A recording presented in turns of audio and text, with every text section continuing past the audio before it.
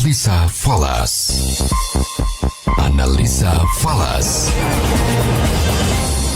Oke, mitra bisnis, saat ini kita masuki sesi analisa falas dan untuk itu saya Beni Rahmadi akan berbincang bersama dengan trader dan analis pasar uang Bapak Rio Lee. Selamat sore Pak Rio.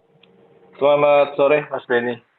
Oke, baik Pak Rio, pekan lalu tampaknya The Fed, para petinggi The Fed sudah menunjukkan sikap hawkish mereka terkait dengan suku bunga dan juga inflasi yang ada di Amerika Serikat. Dan tampaknya setelah itu, indeks dolar ada kecenderungan untuk terus bergerak di level 105 dan bolak-balik di kisaran yang sempit. Nah, apakah memang hanya faktor itu Pak yang mempengaruhi atau ada faktor lainnya Pak? Ya, itu saya pikir juga memang salah satu faktor ya terhadap pergerakan dolar di minggu lalu. Namun kalau kita lihat dari sisi angka pergerakan, sebenarnya tidak terlalu banyak ya. Justru kenaikan itu ada di hari Senin dan Selasa, di mana sebelum Powell bicara. Nah, setelah Powell bicara, ada sedikit kenaikan, tapi tidak terlalu signifikan. Saya kira itu hanya berkisar 0,2 sampai 0,3 untuk poin dolar indeksnya.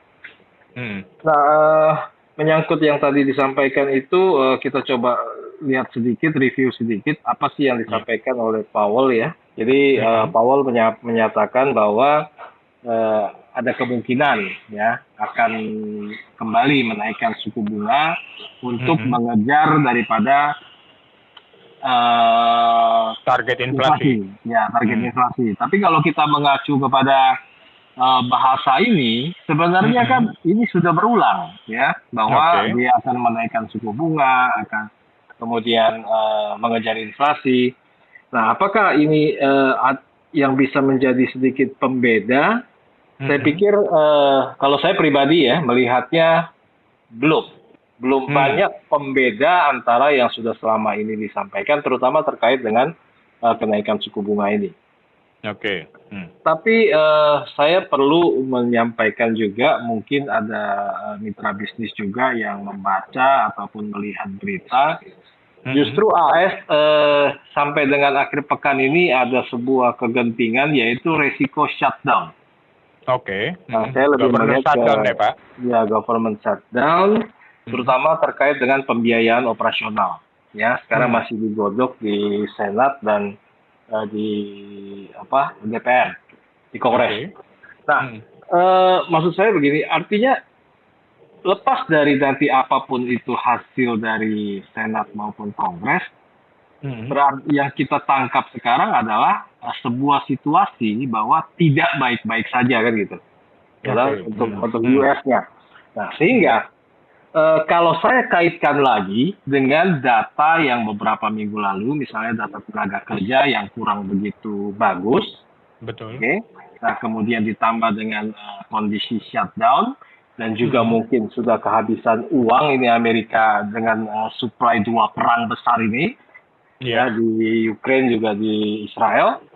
Nah, artinya saya melihat di minggu ini lebih ke potensi pelemahan US dollar. Ya, atau ada koreksi US dollar menurut saya di minggu ini ya. Kalau kita lihat sekarang sudah ada sedikit pergerakan, tapi nggak terlalu besar ya. Nah, tipis-tipis saja Pak. Ya, di angka berapa? Saya pikir mungkin ada potensi untuk masuk lagi ke wilayah 106. Masuk ke 104. Balik lagi ke 104 di minggu sebelumnya. Ya, dengan beberapa kondisi yang ada. Nah, namun mungkin dalam minggu ini cara bergeraknya adalah tidak secara drastis di awal pekan. Kenapa? Karena ada dua informasi penting sebenarnya di minggu ini yang bisa menjadi pengganggu mau dia menguat maupun dia melemah ya. Yaitu data CPI pada hari Selasa, kemudian juga ada data retail sales pada hari Rabu ya. Nah, saya pikir dua data ini akan menjadi data kunci untuk melihat bagaimana langkah The Fed selanjutnya. Hmm. Oke, nah, jadi dengan dua kondisi yang sudah dekat besok dan lusa, saya pikir pergerakan USD mungkin ya untuk 1-2 hari ini atau hari ini khususnya dan juga mungkin besok sebelum CPI ada potensi pergerakannya cenderung flat atau cenderung tidak terlalu besar karena semua saling terkait. Kalau kita bicara suku bunga atau agresivitas atau dovish hawkishnya itu the Fed nanti tentunya sangat tergantung juga kepada data inflasi besok. Ya toh? Nah, kalau data inflasi besok misalnya cenderung masih tinggi, maka apa yang disampaikan oleh the Fed Powell di minggu lalu akan menjadi konfirmasi bahwa dia akan agresif untuk menaikkan. Tapi sebaliknya, kalau ternyata justru sudah melandai dengan kondisi perekonomian sekarang, saya pikir juga ada kemungkinan tertunda untuk tahun ini. Ya, jadi kan tinggal satu kali lagi kenaikan suku bunga. Betul, Pak. Ya, jadi sangat depend kepada kondisi besok. Nah, jadi walaupun saya katakan tadi saya condong dolar adalah melemah, tapi tetap saya lebih suka untuk menunggu, khususnya untuk US dollar ya, menunggu bagaimana hasil data besok untuk menentukan langkah berikutnya. Saya pikir itu. Oke, berarti tidak ada pairing mata uang paling tidak yang menarik bagi para investor untuk ditransaksikan dalam jangka pendek ini, Pak? Kalau untuk USD seperti tadi saya bilang, mungkin sedikit cooling down bagi yang belum punya posisi ya, karena saya yakin sekali besok pada saat data itu diluncurkan, harga akan bergerak secara volatil. Ya, baik kalau ke atas ke bawah sangat tergantung, sangat depend kepada hasilnya. Nah, tapi kalau misalnya kita bicara forex atau mata uang, saya condong untuk melihat untuk melirik mata uang Aussie. Ya, Australian dollar. Nah, kenapa? Karena di minggu lalu Bank Australia itu kembali menaikkan suku bunganya 25 basis poin. Oke, kemudian kondisi stabilitas ekonomi di Australia juga saat ini tidak terlalu buruk, belum ada informasi-informasi yang condong ke arah negatif, maka saya melihat ada potensi ya untuk Australia bisa ambil buy terhadap mata uang apa kalau misalnya kita mau menghindari yang akan bervolatil di minggu ini seperti US ya karena ada CPI dan juga retail sales, kemudian ada juga GDP Jepang. Kemudian ada CPI Euro, CPI UK. Tapi kalau saya disuruh memilih, mungkin saya condong untuk melirik Australia dan Japanese Yen. Jadi buy Australia ya, Pak, ya? Ya, cross currency. Oke. Australia dan Japanese Yen. Nah, ini saya kalau sudah menyinggung Japanese Yen agak tertarik juga nih, Pak. Kalau tadi Bapak menyebutkan ada indikator bahwa ada kemungkinan ya US dollar ini akan bergerak melandai tapi dalam kisaran yang sempit, apakah juga akan berpengaruh terhadap pergerakan USD Japanese Yen, Pak? Yang saat ini sudah di 151 lebih ini, Pak. Betul. Saya kira kalau kita lihat karakteristik daripada Japanese Yen, ini kan satu mata uang yang sama sekali kalau di holding itu tidak menguntungkan. Ya kenapa? Karena suku bunganya minus. Iya, betul, Pak. Ya, jadi dia hanya dibutuhkan biasanya adalah kalau memang terjadi gejolak-gejolak yang besar, orang cenderung lebih aman menyimpan dalam mata uang yen. Nah, jadi kalau kita melihat angka sekarang sudah masuk di wilayah 150, ya itu sangat-sangat wajar seperti saya bilang tadi. Nah, tapi kalau disandingkan dengan US dollar, seperti saya tadi bilang, kalau misalnya US dollar ini ada kecondongan melemah nanti pada saat CPI menjelang data, ya menjelang data atau setelah data keluar, saya pikir mungkin akan ada sedikit koreksi untuk USD Japanese Yen-nya. Tapi kalau untuk long term, ya saya pikir masih bisa, walaupun ini sepertinya sudah sampai ke all time high ya.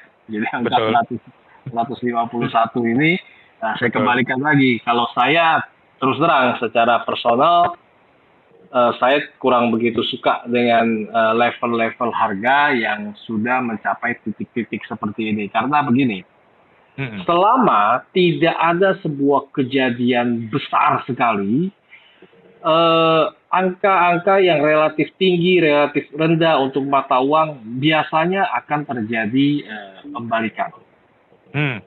Ya, saya pikir itu. Nah, namun ya pernah ada juga misalnya istilah market price discount everything gitu ya. Jadi dia mau kemana ya sebenarnya dia nggak peduli. Ini adalah masalah selera saja. Ya, jadi saya sebagai personal saya kurang begitu suka. Saya lebih suka melihat harga tinggi begini adalah mencari momentum kapan harga ini akan berbalik. Oke. Baik Pak, mungkin saya bisa ulas dulu Pak. Ini tadi Bapak katakan support paling tidak untuk dolar indeks ada di level 104. Nah kira-kira resistennya di berapa Pak? Masihkah bergerak di kisaran 105 di atasnya Pak? Saya pikir untuk resisten dolar indeks itu ada di 107.3. Oh 107 ya Pak ya? Oke. Oke, dan supportnya ada di 104 dan kisarannya akan bergerak di situ ya paling tidak. Oke, sekarang saya beralih ke gold Pak. Proyeksi Bapak terhadap gold seperti apa? Kalau memang ada kecenderungan dolar indeks juga akan melemah, berarti gold ada potensi untuk up atau bagaimana Pak?